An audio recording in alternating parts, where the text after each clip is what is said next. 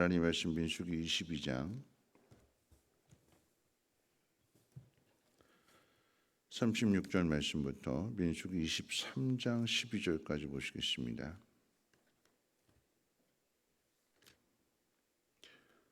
민수기 22장 36절로 23장 12절까지 한 절씩 교독을 읽겠습니다. 발락은 발람이 온다 함을 듣고 모압 변경의 끝 아로논가에 있는 성읍까지 가서 그를 영접하고 발락은 발람에게 이르되 내가 특별히 사람을 보내어 그대를 부르지 아니하였느냐? 그대가 어찌 내게 오지 아니하였느냐? 내가 어찌 그대를 높여 존귀하게 하지 못하겠느냐? 발람이 발락에게 이르되 내가 오기는 하였으나 무엇을 말할 능력이 있으리까? 하나님이 내 입에 주시는 말씀 그것을 말할 뿐이니이다. 발람이 발락과 동행하여 기럇 호솥에 이르러서는 발락이 소와 양을 잡아 발람과 그와 함께한 고관들을 대접하였더라. 아침에 발락이 발람과 함께하고 그를 인도하여 바알의 산당에 오르매 발람이 거기서 이스라엘 백성의 진 끝까지 보니라. 발람이 발락에게 이르되 나를 위하여 여기 제단 7을 쌓고 거기 수송아지 7마리와 순양 7마리를 준비하소서 하매 발락이 발람의 말대로 준비한 후에 발락과 발람이 제단에 수송아지와 순양을 드리니라. 발람이 발락에게 이르되 당신의 본제물 곁에 서소서 나는 저리로 가리이다. 여호와께서 혹시 오셔서 나를 만나시리니 그가 내게 지시하시는 것은 다 당신에게 알리리이다 하고 언덕길로 가니 하나님이 발람에게 임하시는지라. 발람이 아뢰되 내가 7 제단을 쌓고 각 제단에 수송아지와 순양을 드렸나이다. 여호와께서 발람의 입에 말씀을 주시며 이르시되 발락에게 돌아가서 이렇게 말할지니라. 그가 발락에게로 돌아간즉 발락과 모압의 모든 구간이 번제물 곁에 함께 섰더라. 발람이 예언을 전하여 말하되 발락이 나를 아람에서 모압 왕이 동쪽 산에서 데려다가 이르기를 와서 나를 위하여 야곱을 저주하라 와서 이스라엘을 꾸짖으라 하도다. 하나님이 저주하지 않으신 자를 내가 어찌 저주하며 여호와께서 꾸짖지 않으신 자를 내가 어찌 꾸짖으랴. 내가 바위 위에서 그들을 보며 작은 산에서 그들을 바라보니 이 백성은 홀로 살 것이라 그를 여러 민족 중에 하나로 여기지 않으리로다.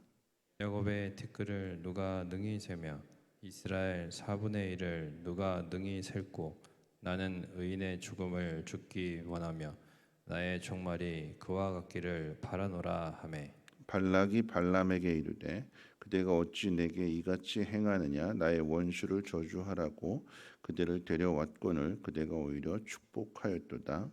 발람이 대답하여 이르되 여호와께서 내 입에 주신 말씀을 내가 어찌 말하지 아니할 수 있으리까. 아멘. 이스라엘을 저주하라고 데려온 발람이 이스라엘을 저주하지 못하고 오히려 축복합니다. 발람이 이스라엘을 축복하는 것은 발람이 자의로 행하는 것이 아니라 하나님이 전하라고 하신 그 말씀을 그대로 전할 뿐입니다. 발람은 복을 빌어주는 것뿐이고 복을 주시는 분은 하나님이시다라고 하는 것을 성경이 우리에게 분명하게 가르쳐 줍니다. 오늘 말씀을 통해서 두 가지를 한번 생각해 보고 그 말씀에 대한 교훈을 함께 생각해 보려고 합니다. 첫 번째 기억하는 것은 8절 말씀처럼 하나님께 복 받은 자를 저주할 수 없다라고 하는 거죠. 자, 이와 같은 사실은 하나님께서 발람에게 먼저 가르쳐 주셨습니다. 민수기 22장 12절 말씀 가운데에서 하나님께 복 받은 자들 그들을 저주할 수 없다 하고 분명히 하나님께서 말씀하셨고 그 말씀을 다시 한번 확인해 주는 것입니다. 8절 말씀을 같이 한번 읽어볼까요? 함께 읽겠습니다. 시작.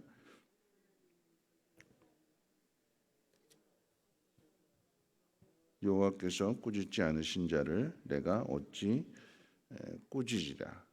그러니까 하나님이 허락하시지 않은 것을 사람이 마음대로 할 수 없다라고 하는 거죠. 사람이 계획을 세우고 아무리 힘으로 또 돈으로 퍼발라도 하나님의 뜻이 아니라고 한다면 그 모든 것들은 무너질 수밖에 없습니다. 바벨탑이 그런 거잖아요. 아무리 인간들이 계획을 세워놓고 높이 성과 대를 쌓는다 할지라도 하나님 막으시면 흩어질 수밖에 없고 공사는 중단될 수밖에 없습니다. 그러니까 하나님의 뜻이 아니면 이룰 수 없다라고 하는 거죠. 사람이 아무리 노력한다 해도 안 된다라고 하는 것입니다.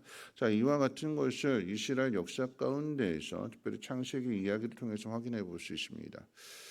이삭에 대해서 히브리서 11장은 그의 믿음을 이야기하게 될 때에 이삭은 믿음으로 야곱을 축복했다라고 그랬어요. 속아서 아들에게 속아서 실상은 에서에게 축복해 주려고 했는데 야곱이 엄마와 짜고 교묘하게 속여서 그래서 축복 기도를 마치 빼앗아간 것과 같은 상황인데 아버지 속인 일인데 근데 이삭은 그 일이 있고 난 뒤에 깨닫는 거죠. 하나님께서 야곱에게 뜻이 있는데 내가 그것을 어그러뜨리려고 했는데 반대로 하려고 했는데 하나님이 제자리로 돌려놓으시는구나. 내 감정, 내 생각, 내 뜻이 중요한 것이 아니라 하나님의 뜻이 중요하다라고 하는 것을 자신이 실수한 그 상황 속에서 깨닫고 그것을 그대로 인정합니다. 뿐만 아니라 요셉도 마찬가지인 거죠. 요셉도 하나님께서 요셉에게 어렸을 때 꿈을 보여주셨어요. 그 꿈을 요셉이 철부지처럼 막 자랑하고 떠벌렸어요. 형들한테. 그래서 미움받습니다. 미움을 받은 결과로 인해서 그 꿈이 어떻게 이루어지는가 보자 하면서 이 형들이 요셉을 실상은 죽이려고 했어요. 차마 죽이지 못하고 안 보이는 곳으로 멀리 팔아 넘긴 것인데 그런데 그 결과가 어떻게 될까요? 하나님께서 요셉을 애굽의 총리가 되게 하시고 그 형제들을 요셉 앞으로 불러들이십니다. 하나님의 뜻대로 되는 거죠. 근데 요셉 또한 마찬가지입니다. 형들이 나를 죽이려고 했다고, 형들이 나를 팔아넘겼다고 나로 하여금 내 인생을 이렇게 꼬이게 만들고 힘들게 만들었다고 복수하지 않죠. 용서합니다. 왜냐하면 그것이 하나님의 뜻임을 알기에 하나님이 오늘 나를 이 자리에 세우신 것은 당신들을 살리려 함입니다. 살리려. 요셉이 자신의 입술을 통해서 하나님의 하나님 되심을 고백하고 증거하는 것. 그게 요셉의 사명이었어요. 그래서 창세기 가운데 예수님의 족보로 따진다라고 하면 유다의 이야기가 많이 등장해야 되는데 근데 유다의 이야기가 아닌 유다는 잠깐 38장에 잠깐 언급되고 나머지는 다 요셉의 일로 채워지게 되는 것은 하나님 행하시는 일들을 드러내고 나타내기 위함인 거죠. 사람이 아무리 계획을 세운다 할지라도 하나님의 뜻을 거역해 가면서 그 뜻을 이루어갈 수가 없습니다. 하나님 복 주시는 사람을 저주할 수 없습니다. 하나님이 함께 하시는 그 사람을 그 누구도 해할 수 없다라고 하는 것이 첫 번째 교훈이고요. 자, 두 번째 교훈은 9절 말씀인데 우리 9절 말씀도 함께 한번 읽어볼까요? 함께 읽겠습니다. 시작. 내가 바위 위에서 그들을 보며 작은 산에서 그들을 바라보니 이 백성은 홀로 살 것이라. 그를 여러 민족 중에 하나로 여기지 않으리로다. 자, 두 번째 교훈은 뭐냐면 이 백성은 홀로 살 것이라. 내가 바위 위에서도 보고 작은 산에서도 볼 때에 이 백성은 죽지 않는다. 이 백성은 산다 하는 것이 발람의 입술을 통해서 하나님께서 전해주시는 내용, 가르쳐주시는 내용입니다. 이 백성은 산다. 이 백성은 산다라고 하는 이 말씀이 실상 이제 모압의 이 발락이라고 하는 왕이 오늘 이 사건을 가져오게 된 가장 근본적인 이유가 어디에 있는가? 아모리 왕 시혼과 바산 왕 옥을 정복하고 그들이 모압 앞에 진을 쳤는데 이 백성의 수가 너무 많다고 그랬어요. 너무. 왜 성경이 이 백성의 수가 너무 많다라고 하는 것을 증거하는가? 제가 지난번에 말씀드리기를 1세대와 2세대 애굽의 바로 왕과 모압 왕 발락이 똑같다고 그랬어요. 비슷하다고 그랬어요. 왜냐하면 두려워했던 것이 이스라엘 백성들의 수가 점점 많아지는 것을 애굽 왕 바로가 두려워한 거잖아요. 일어나지 않을 일들을 막 걱정하고 염려하고 이 백성들의 수가 너무 많다. 너무 많다. 근데 어떤 상황 속에서 많아졌을까요? 고된 노동을 하면서 이 백성들의 수를 좀 줄이기 위해서 애를 좀 못 낳게 하기 위해서 고용을 시키고 고된 노동을 시키고 그렇게 힘들게 핍박하고 괴롭히는데도 불구하고 이스라엘 백성의 수가 점점 늘어나더라고 하는 거죠. 1세대만 그런 것이냐? 아니요. 2세대도 똑같습니다. 광야에서 태어났잖아요. 광야에서 어떻게 먹을 것이 있으며 어떻게 애를 키울 수 있는 환경이 전혀 아니잖아요. 더욱이 1세대가 하나님의 뜻에 불순종함으로 인해서 광야에서 다 죽었는데 광야에서 태어난 2세대가 또다시 가나안을 향해서 진격하고 있습니다. 그 수가 하나도 줄어들지 않고 오히려 수가 많아서 그래서 모압 왕 이야기가 등장하는 이유도 거기에 있어요. 수가 전혀 줄어들지 않았다라고 하는 것을 지금 역설적으로 그것을 지금 가르쳐 주시고 나타내시는 거예요.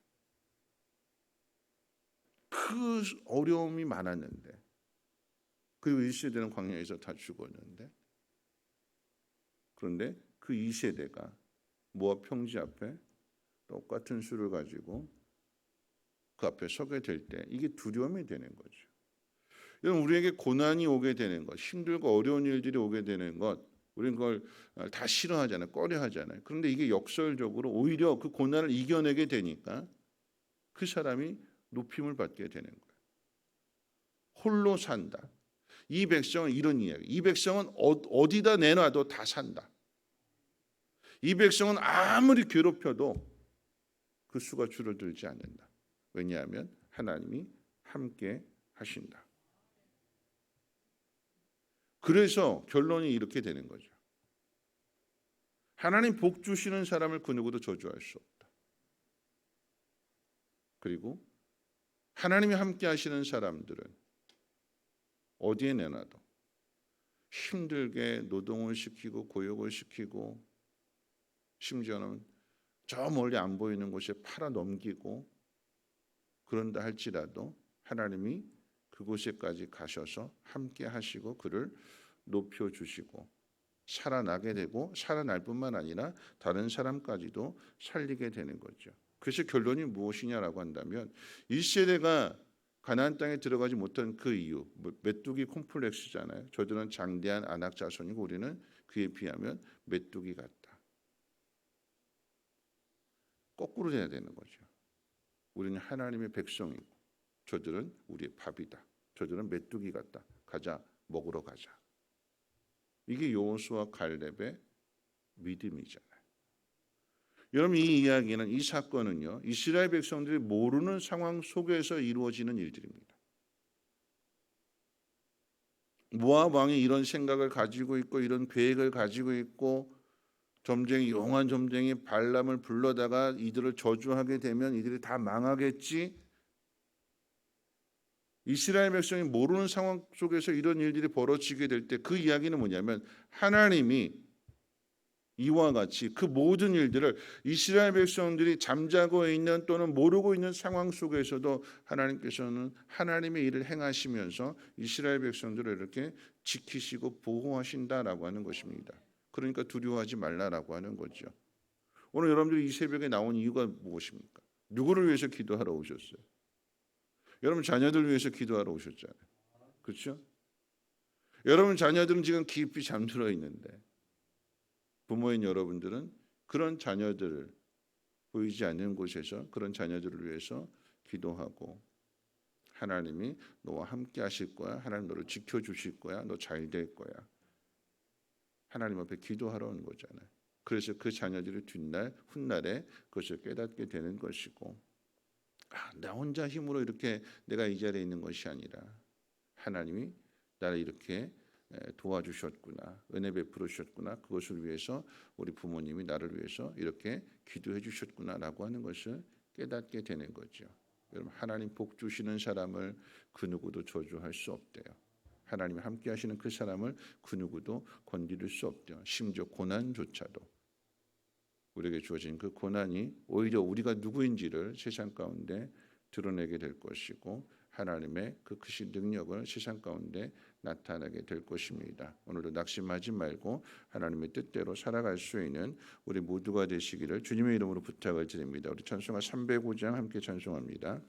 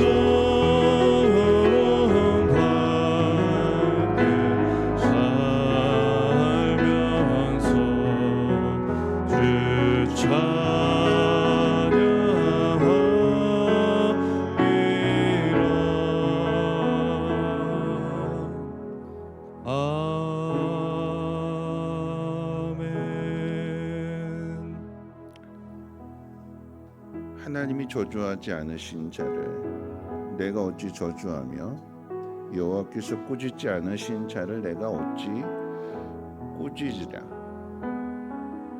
우리는 너와 내가 아니라 우리입니다. 한 가족이고 하나입니다. 이 말씀과 딱 맞는 이야기를 내가 당사자한테는 허락을 받지 않았지만 잠깐 이야기하면, 제가 아는 한 가정이 있습니다. 시어머니 되실 분이 반대하고 두 분이 똑같이 기도를 하는데, 며느리 될 사람을 하나님 결혼하게 해주세요. 시어머니 되실 분은 하나님 이 결혼 막아주세요. 둘이 똑같이 기도를 했는데 하나님이 시어머니의 마음속에 이렇게 말씀하셨어요. 내가 사랑하는 사람을 받아주면 안 되겠니? 새벽 기도를 마친 후에 시어머니 되시는 분이 며느리 될 사람의 손을 꼭 잡고는 이야기합니다. 하나님이 허락하시는 것을 내가 어떻게 막을 수 있니? 결혼해라. 그럼 기도는 그런 거죠. 내 생각, 내 뜻, 내 계획을 가지고 나왔는데 하나님의 뜻을 알게 되었을 때에 내 뜻을 내려놓고 하나님과 하나가 된다면 하나님은 그 일을 통해서 더 큰 일을 이루어주시고 더 큰 행복을 주시는 분이 하나님이십니다. 우리가 누구냐? 하나님 복 주시는 사람입니다. 세상이 우리를 반대하고 세상이 우리를 위협한다 할지라도 복을 주시는 분은 하나님이시기 때문에 하나님 우리를 사랑하시기에 우리를 내버려 두지 아니하시고 우리를 지키시고 오히려 보호하시고 오히려 하나님의 영광을 드러내시고 나타내신다고 합니다. 오늘 낙심할 것이 아니라 스스로를 메뚜기처럼 생각할 것이 아니라 여호수아와 갈렙과 같은 그 고백으로 하나님의 뜻을 향하여 앞으로 나갈 수 있는 그런 믿음의 사람이 되게 해달라고 우리 함께 통성으로 하나님 앞에 기도합니다. 거룩하신 하나님 감사합니다. 하나님께 복 받은 자는 그 누구도 저주할 수 없습니다. 험한 말로 욕하고 저주한다 할지라도 그 말들은 이루어질 수 없습니다. 왜냐하면 하나님을 지키시고 보호하시고 사랑하시고 복 주시기 때문에 이스라엘 백성은 어디다 내놔도 그들은 살아납니다. 노예가 되고 고된 노동을 할지라도 그 수가 점점 더 많아지게 되는 것입니다. 때론 불순종하여 부모 세대가 광야에서 다 죽는다 할지라도 40년의 시간이